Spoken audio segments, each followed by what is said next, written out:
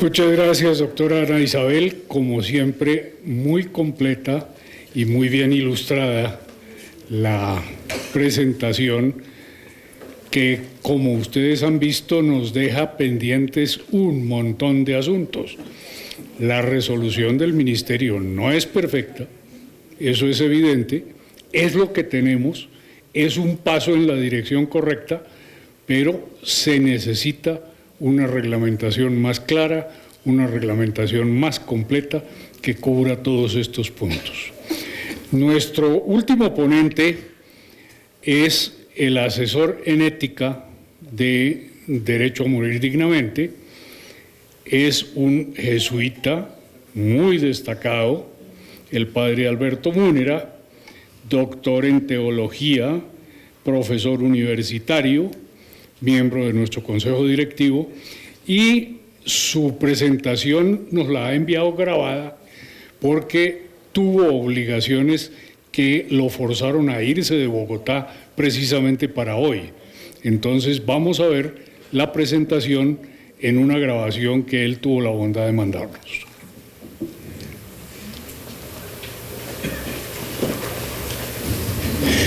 Ante todo, un saludo cordial a todos los presentes. Me ha correspondido en esta ocasión dirigirme a ustedes para tratar el tema de la relación entre ética y eutanasia. Primer asunto que quiero tratar es que la ética parte de las costumbres. En las etapas primitivas de toda civilización, primeramente surgen los procesos vitales de relaciones interpersonales y sociales. Posteriormente, de manera lenta, se van configurando los hábitos comunes de comportamiento que terminan siendo norma de proceder en los conglomerados humanos y dan origen a las normas de ordenamiento social. Esto es, de las costumbres surgen las legislaciones. Coincidencialmente, el origen de las palabras ética y moral se sustenta igualmente en lo que entendemos por costumbres. Etimológicamente, la palabra ethos en griego significó inicialmente morada donde habitan los hombres y pasó, gracias a Aristóteles, a ser entendido como hábito o modo de proceder, y mores en latín significa igualmente costumbres. De estas raíces griega y latina proceden los términos ética y moral, que se definen en su objeto material como la ciencia o el saber referente al comportamiento habitual humano. Advierto que cada autor tiene su propia comprensión de los términos ética y moral y los utiliza indistintamente. Yo personalmente prefiero mantener la propuesta arbitraria pero con suficiente fundamento de que la ética es de carácter filosófico y la moral de carácter religioso y teológico. En efecto, la ética puede ser entendida como la ciencia del comportamiento humano, objeto material, considerado desde la filosofía, objeto formal, o las filosofías, porque prácticamente cada gran filósofo o cada corriente filosófica ha propuesto su propia versión de la ética. Y la moral puede ser entendida como la ciencia del comportamiento humano, considerados desde la teología o las teologías, cada una de ellas propia de la respectiva religión. Así podemos hablar de una moral judía, de una moral cristiana, de una moral budista, y así en relación con todas las religiones, por supuesto también de una moral islámica. Por otra parte, cada relación de un sujeto con respecto a otro implica lo que llamamos el comportamiento. Esto es el tipo de relación que se establece con el otro, que puede ser benéfica o perjudicial al otro. De esta estructura relacional y social del ser humano surge lo que llamamos la eticidad del comportamiento, que podríamos entender como la capacidad humana intrínseca para captar y calificar como buena o mala cualquiera de las actuaciones del individuo. Hablemos ahora del concepto genérico de ética y moral. La ética y la moral pueden ser apreciadas en el imaginario general de los seres humanos como el conjunto de normatividad establecida por la sociedad para regular el comportamiento de las personas y de los grupos humanos. Pero en otra perspectiva, si bien el conjunto normativo es un elemento constitutivo de la eticidad y de la moralidad, no se agota en él por cuanto el marco referencial de dicho conjunto normativo sucede inevitablemente en una perspectiva antropológica determinada. Cada ética y cada moral se enmarca en una comprensión del ser humano, del mundo como su entorno y en general de toda la realidad. Hablemos ahora de ética estructural y ética personal. De aquí deducimos que al referirnos a la ética tenemos que considerar al menos dos aspectos fundamentales. Por una parte, lo referente a elementos interpretativos del comportamiento humano en relación con el marco antropológico en que se inscribe y que podríamos llamar la ética estructural, y por otra parte, lo referente al comportamiento humano de cada sujeto que podríamos llamar la ética personal. Me permito advertir, como es evidente por lo dicho anteriormente, que no podemos hablar de una ética universal. Tanto en términos estructurales como personales, la interpretación del comportamiento humano está situado en la historia y por consiguiente sus referentes están sujetos a tiempos, lugares y personas, como diría San Ignacio de Loyola, fundador de la Compañía de Jesús, frase célebre de sus constituciones. Esto determina que toda ética sea relativa, no absoluta, sin que esto signifique relativismo ético, porque este consiste en asumir que cada sujeto puede proceder sin el referente objetivo permanente que se le presenta en su propio ámbito social, o que puede asumir solamente los referentes objetivos que le gustan y rechazar los que no se le acomodan, o utilizar dichos referentes objetivos solo cuando se acomodan a sus propios intereses. Hablemos ahora de la relación entre ética civil y ética pública. La ética civil se refiere, como lo explica muy bien Marciano Vidal en su libro Nueva Moral Fundamental, publicado en Bilbao año 2000, a la ética de la sociedad democrática, basada en la pretensión de razonabilidad o criticidad. Dice el autor: formula la dimensión moral de la vida humana en cuanto ésta tiene una repercusión para la convivencia social o ciudadana en general. Es convergencia moral de las diversas opciones morales de la sociedad y se apoya en la racionalidad humana. Viene a ser el mínimo moral común aceptado por el conjunto de una determinada sociedad dentro del legítimo pluralismo moral. La aceptación no se origina mediante un superficial consenso de pareceres ni a través de pactos sociales interesados. Esta aceptación es una categoría más profunda, se identifica con el grado de maduración ética de la sociedad. La ética civil postula la no confesionalidad de la vida social, el pluralismo de proyectos humanos y se refiere a la posibilidad teórica y práctica de la ética no religiosa. Continuando ya sin Vidal, hablamos de que dentro de esta ética civil, la ética pública es la que tiene que ver con el funcionamiento del Estado. Es obvio que lo público se contrapone a lo privado, aunque es evidente que existen comportamientos privados de los sujetos que inciden inevitablemente en lo público. Ahora bien, como yo lo indicaba anteriormente, nos encontramos ante dos aspectos de la ética, uno de tipo estructural y otro de tipo personal. Hablemos de la ética pública en el ámbito estructural. Allí una ética pública supone un marco conceptual determinado, generalmente basado en importantes corrientes filosóficas que implica necesariamente la manera como se entiende el Estado y su estructura, las ramas legislativa, jurídica y ejecutiva, el ejercicio del poder estatal, el gobierno, la sociedad, la política, la administración pública, la economía, las relaciones de los individuos y de los grupos con el Estado, los derechos y deberes de los ciudadanos, en fin, todos aquellos elementos que reconocemos como perteneciente a lo público.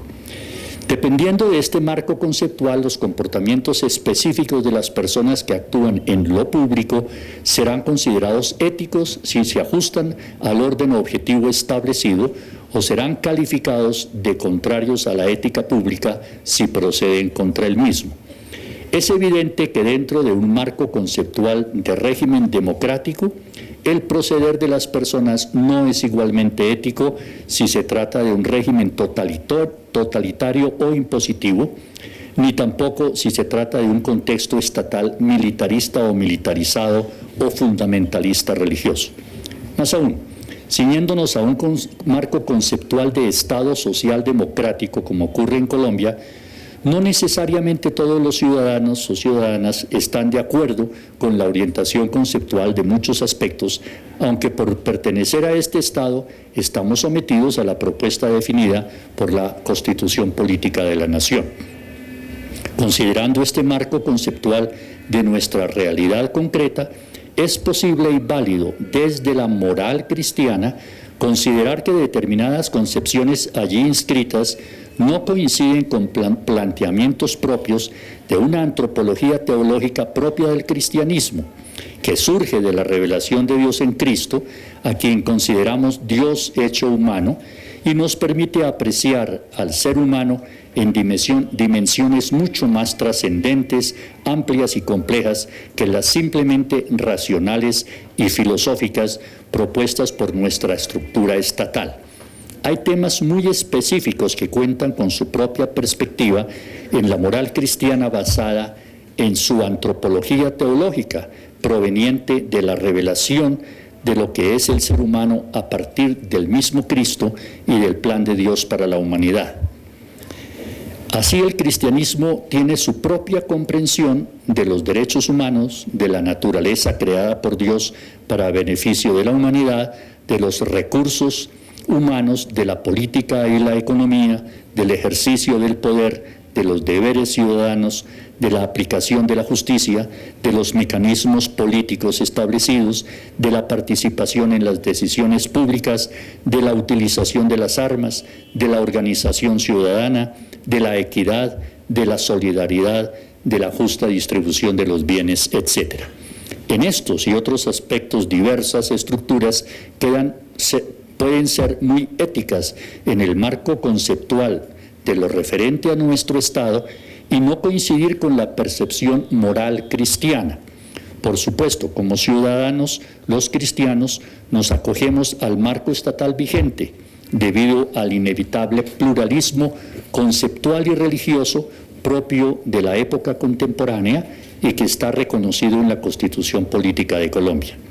Aunque como cristianos, en razón de dicho pluralismo, tenemos pleno derecho a presentar a la sociedad nuestras propuestas de ética pública estructural en términos críticos de lo existente y propositivos de lo que consideramos mejor para el bien común según nuestras convicciones religiosas. Ahora bien, es conveniente entrar a tratar la eutanasia en el contexto de nuestro Estado de Derecho. Los anteriores expositores han explicado suficientemente la situación de la eutanasia en el ámbito jurídico de nuestro país. Según las propuestas que he presentado anteriormente, conviene entonces recordar que la ética civil permite al Estado legislar sobre el tema a partir de los consensos políticos que se establecen dentro del Congreso o que se interpretan en los órganos competentes del Estado como la Corte Constitucional y el Ministerio de Salud al que ella le exigió reglamentar mientras se avanza en una legislación parlamentaria que precise tema tan polémico como es el de la eutanasia. Hay que reconocer, sin embargo, la legitimidad de la Iglesia Católica para proponer públicamente su perspectiva. Igualmente, como lo que manifesté anteriormente en mi exposición, la Iglesia Católica, que institucionalmente recoge planteamientos de moral teológica provenientes de una antropología asumida por el cristianismo a partir del Señor Jesucristo, centro de la fe cristiana, tiene pleno derecho a proponer dentro del marco constitucional del país y por medio de miembros católicos del Congreso su propio punto de vista ético sobre el tema, por supuesto, sin pretender obligar al Estado a asumir sus posiciones religiosas que reconocidamente gozan de gran valor humanístico en cuanto promueven el bien de la humanidad y el respeto de los derechos humanos. Veamos cuál es la perspectiva genérica de la Iglesia Católica sobre la eutanasia. A partir de lo que acabo de decir, la Iglesia Católica considera en documentos oficiales, uno de ellos y muy importante es la encíclica del Papa Juan Pablo II, titulada El Evangelio de la Vida, de 1995, que la eutanasia y el suicidio asistido ética y moralmente no son aceptables en principio para los católicos. Dice así el Papa: hechas estas distinciones de acuerdo con el magisterio de mis predecesores y en comunión con los obispos de la Iglesia Católica, confirmo que la eutanasia es una grave violación de la ley de Dios en cuanto a eliminación deliberada y moralmente inaceptable de una persona humana. Esta doctrina se fundamenta en la ley natural y en la palabra de Dios escrita, es transmitida por la tradición de la Iglesia y enseñada por el magisterio ordinario y universal. Semejante práctica conlleva, según las circunstancias, la malicia propia del suicidio o del homicidio. Ahora bien, el suicidio es siempre moralmente inaceptable, al igual que el homicidio. La tradición de la Iglesia siempre lo ha rechazado como decisión gravemente mala. Ahora bien, anota a continuación algo muy importante. Aunque determinados condicionamientos psicológicos, culturales y sociales pueden llevar a realizar un gesto que contradice tan radicalmente la inclinación innata de cada uno a la vida, atenuando o anulando la responsabilidad subjetiva, el suicidio, bajo el punto de vista objetivo, es un acto gravemente inmoral porque comporta el rechazo del amor a sí mismo y la renuncia a los deberes de justicia y de caridad para con el prójimo, para con las distintas comunidades de las que se forma parte y para la sociedad en general. Hasta aquí el Papa. Ahora quiero hacer un análisis de este documento. Encuentro unos elementos supremamente importantes que necesito destacar. Voy a numerarlos. 1. El Papa, en conformidad con la teología moral desarrollada durante siglos en la historia, para determinar la moral de un comportamiento, distingue dos planos, el objetivo y el subjetivo. El plano objetivo es el hecho mismo en sí, que puede ser calificado de bueno o malo. En el caso de la eutanasia o del suicidio asistido, es la eliminación deliberada y moralmente inaceptable de una persona humana. Esa es la definición que da el Papa. En este plano objetivo, tales hechos son considerados moralmente malos por privar a una persona de la vida, considerada la vida como valor fundamental de todo individuo. 3. El plano subjetivo es el que determina la bondad o moral del comportamiento de la persona frente a Dios. En el caso de la eutanasia o del suicidio asistido, la teología moral católica tiene claramente establecido que la responsabilidad o culpabilidad ante Dios que tiene una persona por haber realizado un hecho considerado objetivamente malo, depende de sus específicas circunstancias que pueden atenuar o anular del todo esa responsabilidad y culpabilidad. Es lo que dice el Papa, que recuerdo y que acabamos de citar. Determinados condicionamientos psicológicos, culturales y sociales pueden llevar a realizar un gesto que contradice tan radicalmente la inclinación innata de cada uno a la vida, atenuando o anulando la responsabilidad subjetiva. Por supuesto, se trata de la responsabilidad subjetiva ante Dios.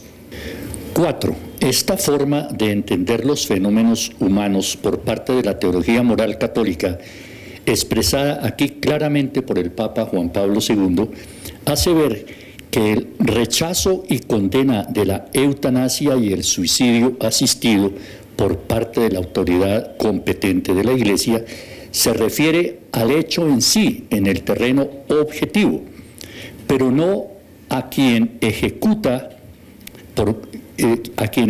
ese hecho objetivo a nivel subjetivo, por cuanto se reconoce que se trata de una decisión de las personas que proceden condicionadas por sus propias circunstancias y a partir de su percepción particular existencial de su propia situación concreta en su propia conciencia y en el ejercicio de su propia libertad. 5. Las personas concretas toman sus decisiones para realizar determinado comportamiento, en este caso, un comportamiento considerado objetivamente malo, a partir de lo que perciben en su propia conciencia y en el ejercicio de su libertad. 6. Analicemos el asunto desde la conciencia individual según la teología moral católica, expresada por los obispos católicos presididos por el Papa en el Concilio Vaticano II, que concluyó en 1965. En la Constitución Gozo y Esperanza número 16, dicen los obispos, la conciencia de una persona es el lugar donde cada uno se encuentra con Dios y donde, según sus propias circunstancias, percibe el bien que debe hacer o el mal que debe rechazar. 7. En ciertas ocasiones que se llaman de conflicto de deberes, la persona en su conciencia se encuentra ante el dilema de tener que escoger entre dos deberes opuestos. En este caso se trata del deber de preservar la propia vida y el deber de evitar el sufrimiento extremo al que nadie está obligado. De allí se sigue que la persona en su conciencia se encuentra enfrentada a escoger entre dos males objetivos. Si escoge morir, la muerte es un mal objetivo. Si escoge soportar un sufrimiento extremo al que no está obligado, esto también es para la persona un mal objetivo. La teología moral católica siempre ha considerado que quien, ubicado en una situación de conflicto de deberes, escoge lo que en su conciencia considera ser para él un mal menor frente al otro que considera ser un mal mayor, no incurre en falta moral alguna, no incurre en pecado frente a Dios.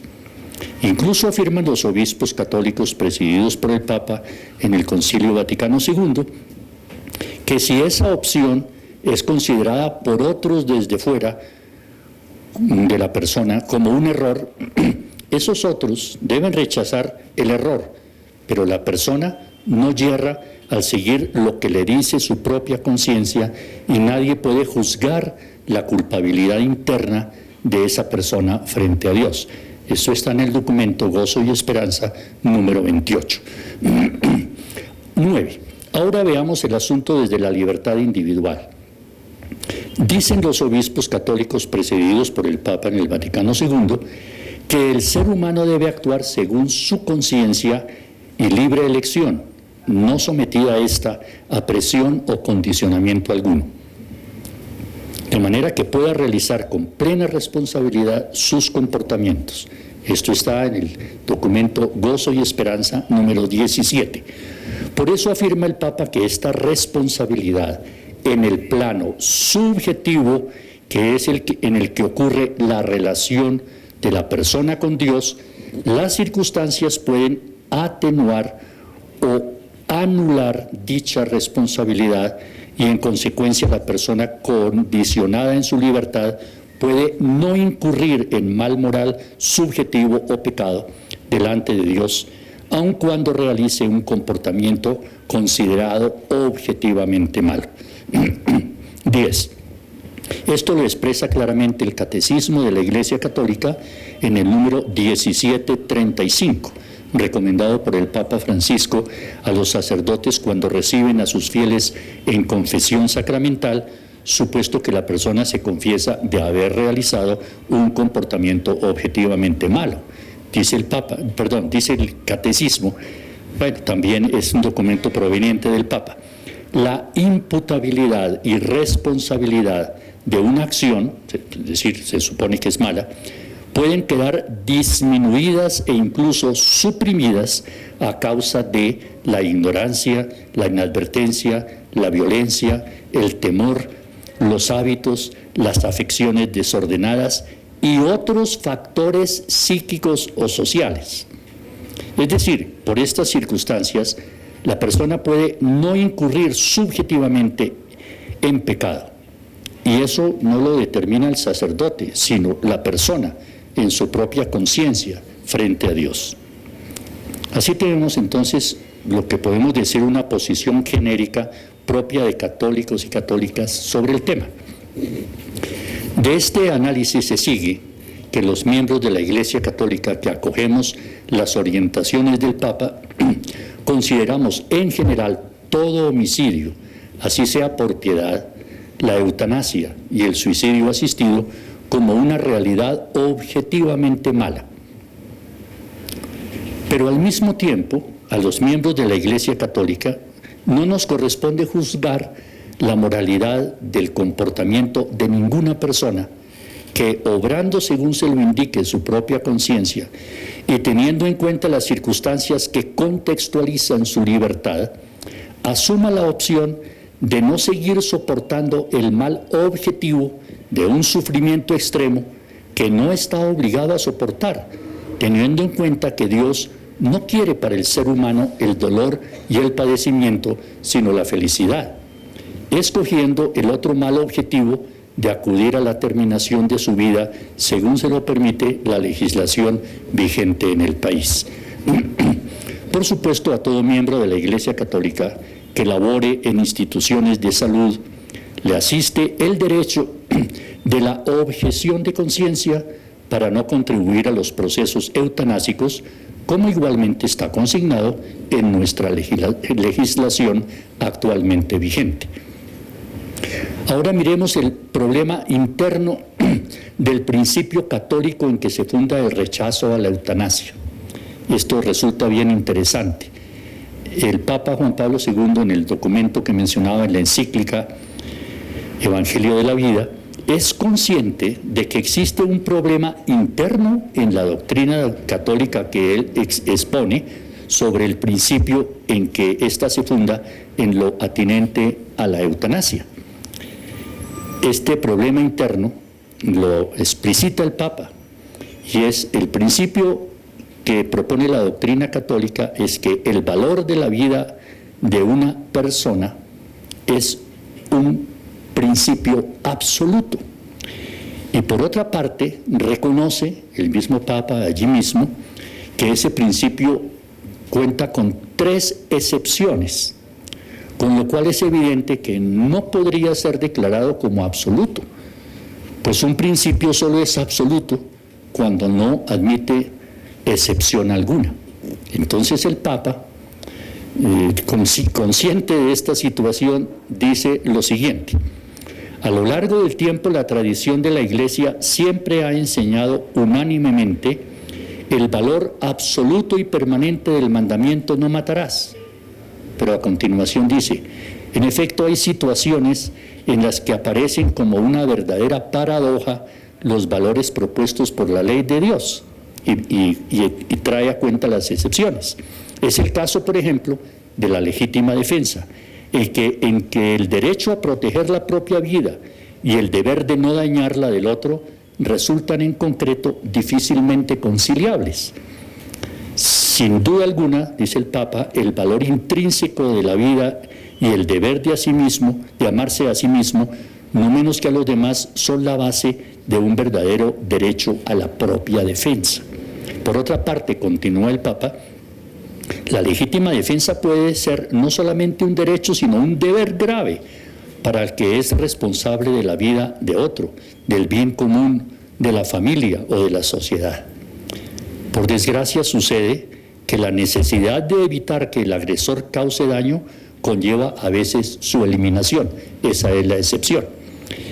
Y continúa el Papa: en este horizonte se sitúa también el problema de la pena de muerte, respecto a la cual hay tanto en la Iglesia como en la sociedad civil una tendencia progresiva a pedir una aplicación muy limitada e incluso su total absolución. Hasta aquí el Papa. Esta es la segunda excepción que acaba de proponer. Entonces, la primera excepción es la legítima defensa de sí mismo, que permite matar al agresor. La segunda excepción es la pena de muerte, por la cual el Estado puede matar a un delincuente, que supone culpable, por supuesto, en defensa de la integridad de la sociedad que representa ese Estado. Pero el catecismo sigue más adelante y presenta otra excepción.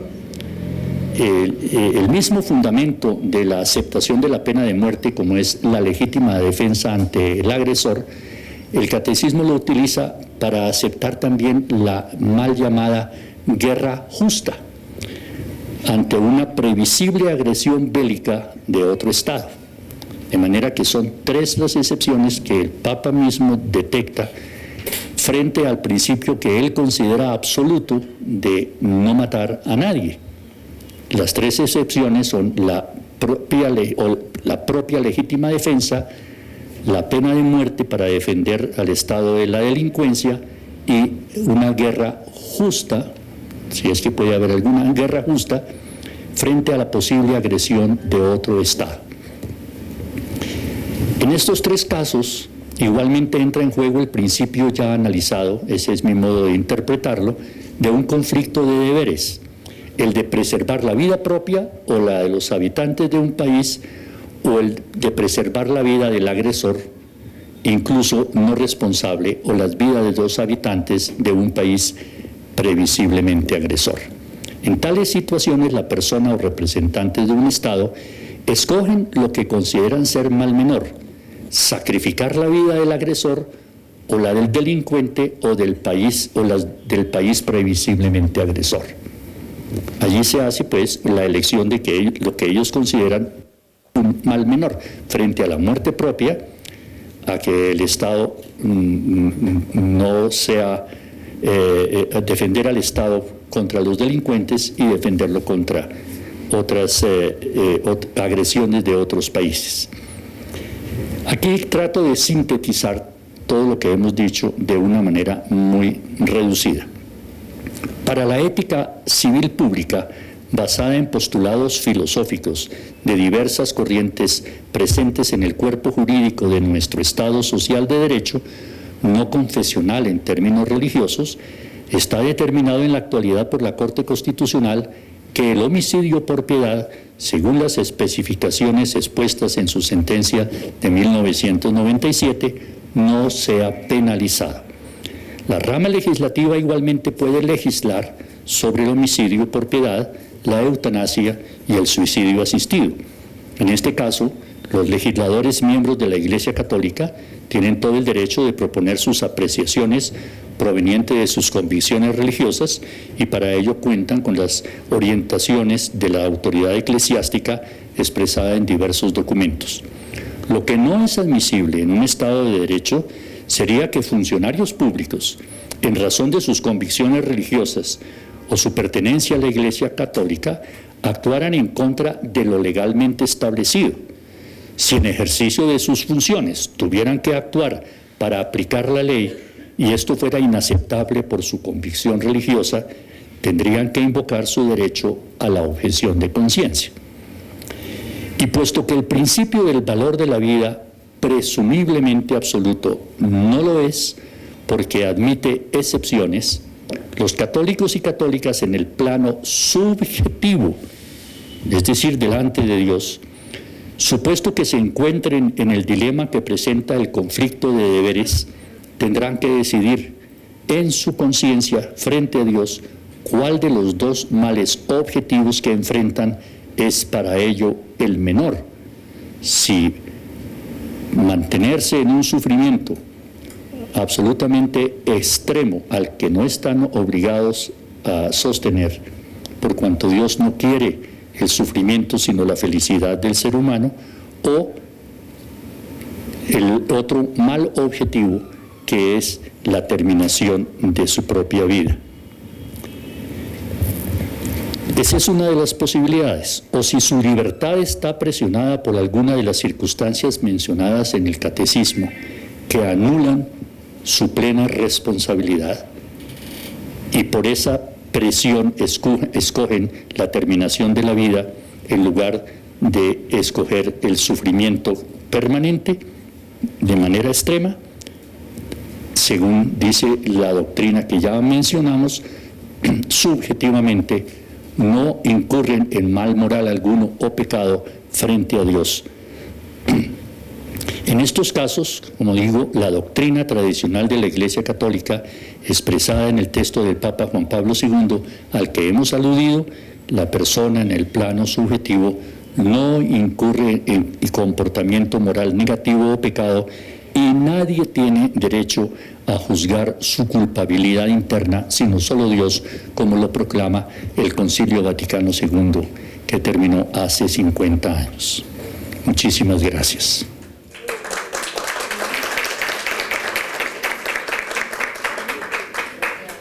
Bueno, en esta forma hemos terminado nuestro orden del día. Creo que todos ustedes tienen firmada esta es mi voluntad, es decir, su documento de voluntades anticipadas. Les quiero recordar que ya tenemos las dos voluntades anticipadas. La que teníamos tradicional, en la cual se pide solamente la limitación de los esfuerzos y el hecho de que no le hagan a uno lo que no le sirve, pero ya tenemos un segundo documento que dice que si uno está en las condiciones previstas en las leyes colombianas, solicita que se le aplique la eutanasia.